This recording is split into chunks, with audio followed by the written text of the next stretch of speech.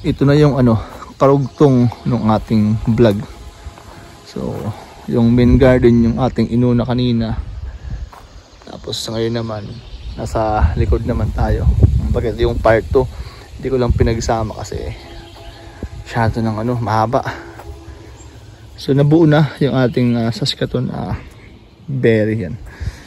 Nakahabol, gumanda ang tubo kahit binagyo, hinangin, in-snow. Ito, namatay yung kanyang puno, yung kanyang main na sanga.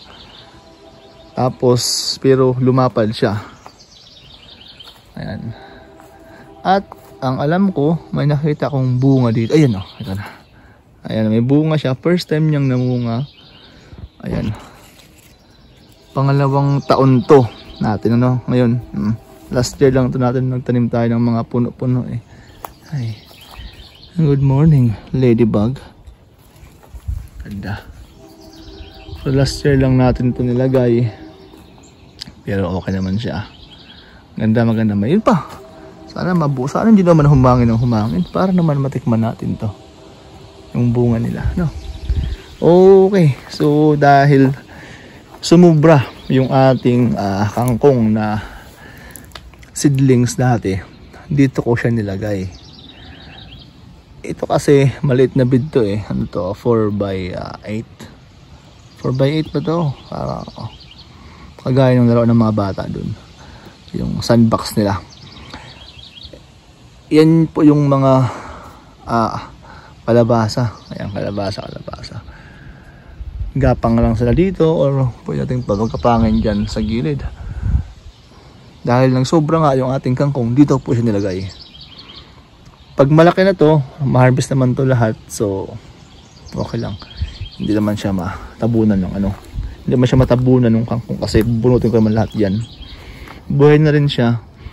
Tapos may mga ano tayo dito, mga dahon-dahon ng sibuyas.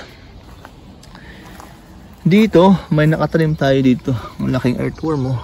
Mula natin oh. Nabasan sila ngayon kasi basang-basa yung lupa. Dito may nakalagay na isa dyan eh. Ewan ko kung anong kumain. Isang ayan, kalabasa. Yan nakalagay. Kinain din, ewan ko. May nagkukay din eh. Tapos dito, ayan, kangkong din. Dikit-dikit na kangkong. Kasi sobrang ano, diba? So, nilagay ko dyan lahat. Ayan, nabuhay naman lahat din. Mas maganda pa nga yung tubo dito ng kaunti kumpara dun sa ating sa harap. Diba? Kangkong po yan. So, sim lang din siya dito. Tatanggalin ko rin yan pagka lumapad na yun. Kasi pag malapad na yung dahon na ito, pag malaki na to, panigurado, isang dahon lang. Tabon to dito na area. So, yeah. Pero pag na-trim natin yung taas, I mean yung puno niya, magkakaroon tayo ng space. Pero malalaman natin yan. Depende pa rin po, no? Okay. Nasa likod tayo ngayon ng ating garden. Yan. Kangkong. Pag sa baba mo siya tinignan, ayan po siya. Kangkong, kalabasa, at ampalaya. Dito medyo kumapit na sila. Medyo maganda ng konti dito. Kasi medyo hindi na siya masyadong nadali ng hangin. Dahil may pakod dyan, may fence. Ayan. Tapos dito may protection din yung ating maliit na greenhouse. And yung ating talong dito, katatanim ko lang nito nung ano eh. Wala pang isang linggo. Tapos dito, yan, hindi ko pa siya napapagapang. Mamaya ko ito gagawin. Sabay damo, tapos pagapang yan. Para tuloy-tuloy na yung kanyang tubo. Para makarecover. Di ba yung nakarang pinakita ko to sobrang down. Down pa naman yung iba doon. Dulo. Mamaya makarating tayo doon. Puntahan natin, no? So simple na insect yung kumakain dito eh. Yan.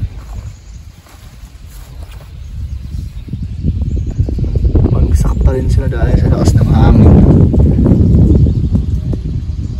Pero mamaya pag naipagapang natin to, okay na to. Yan. Dumi. dumi yung ating ano, halaman. Yan. Abot naman siya oh. Mamaya ko tirahan yan pagkatapos natin magbigay ng ano, update.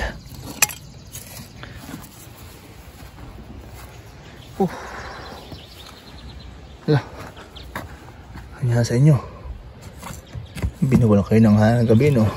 Ano to eh,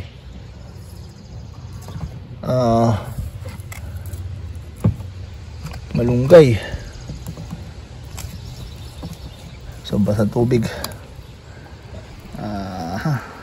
Ito muna kayo. Mamaya lipat ko na kayo sa malaking paso. Ipat lang natin to no. Sobrang ano. Sobrang dami ng tubig. Yan.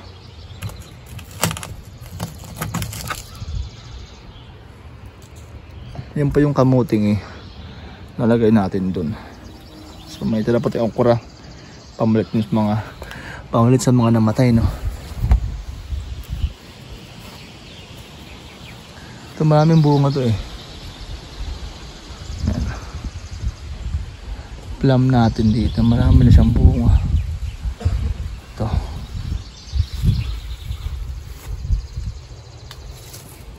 Ito medyo may mga malaki na. Yan o.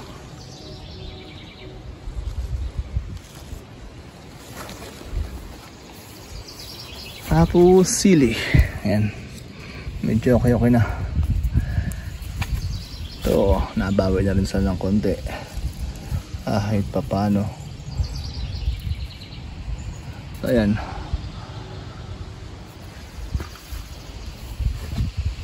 Mamaya pagkapangin ko na yun. Kagaya ng ginawa ko dito.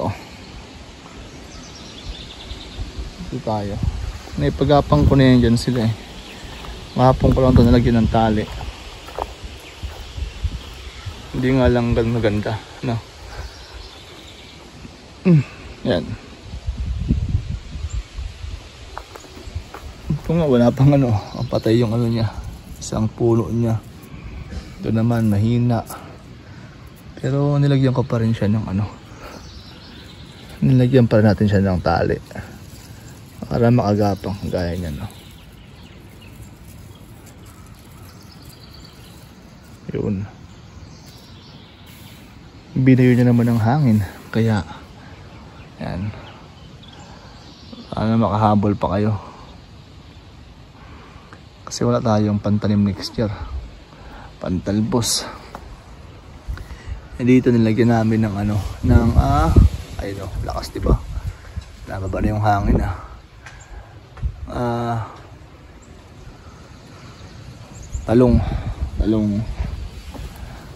talong yan.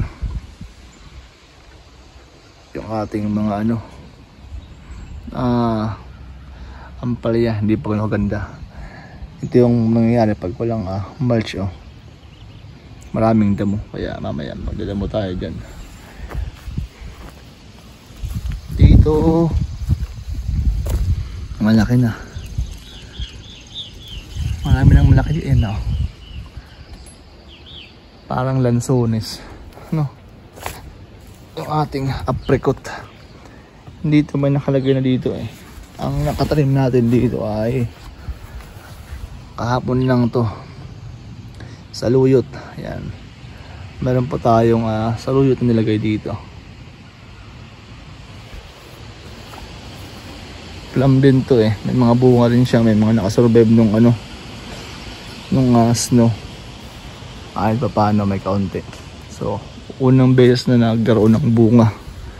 Marami siyang bulaklak actually nung nakarang taon, pero wala siyang na buong bunga. Ayan, hinahangin siya ng hinahangin ngayon. Ito yung likod natin no. Ayan.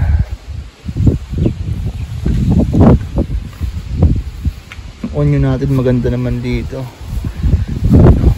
Pero kalakas yung hangin. Hindi pa yan kasi 90. Wala pang 90 yan, nasa 20 pa lang yan or 30. 90 km or 80. Ganun kalakas yung bugso niya. Eh pag hinangin yan ba, damage talaga yan. Ganda na sana yan pagka hindi lang masyadong pangat yung panahon. Tapos na sana yan, maganda tingnan. Hintay lang natin.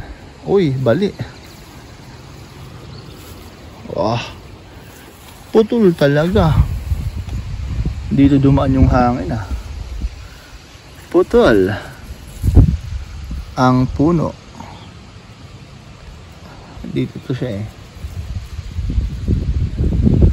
Sayang. Ano ba siya? Parang ano siya eh. Wala pa siyang bulaklak. So parang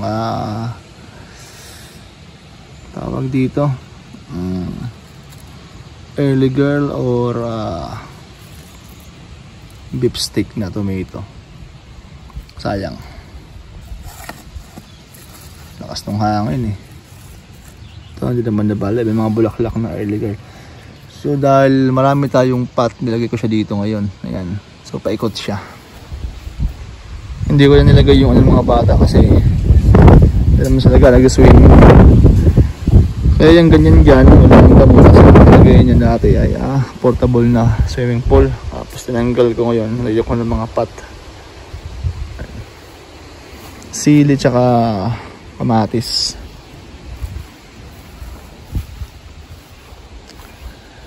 Dito sa gilid niyan, tanglad.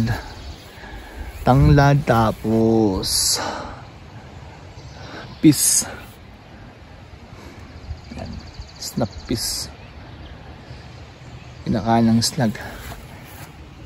Mga yan. Yan, medyo okay na. Katatrim lang natin ito nung Friday. Yan, okay na siya. Dito medyo naman may nabuhay sa ating patola pero hindi ganun karami. Ayan, yung mga nakasurvive. Yung hindi man nakasurvive, ito man ang itsura nila. Patay. Yeah. Parang habol pa. Buhay pa yung puno eh. Marami rin sa damage niya. Yan. Ito, patayin na ito. Putol na yung ano eh. Ewan ko lang yung main stem niya. Yan. Sa gilid, may tanglad din tayo. Tanglad. May kangkong din tayo dyan.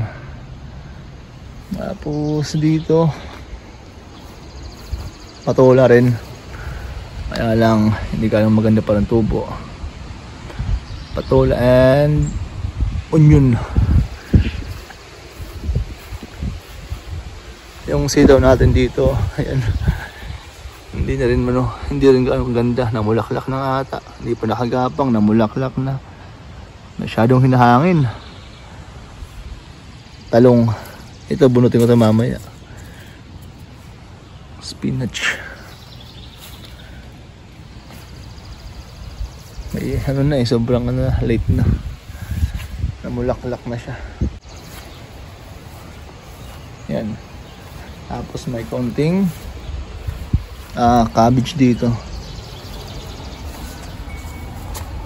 And ano yan, yung sa gilid tawag dito nasa ipos na arguelas eh, sigarilyas. Yan, yan ang inabuhay sa atin, sigarilyas, 5 lang. Tapos yan yung carrots. Yan.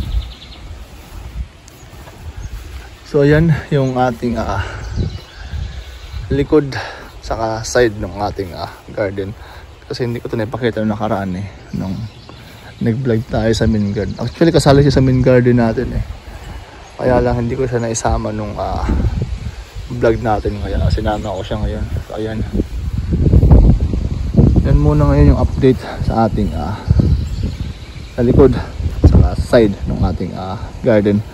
So after 1 week ulit, bigyan tayo ng update kung kumustahin natin. Patapusin lang natin tong hangin na ito. Okay. Kanina kasi nasa taas yun, ngayon bumaba na yung hangin. Pero mas malakas pa rin sa taas. Ayun, so yan. Yan muna po yung ating update sa ating garden. Magandang umaga and maraming salamat po.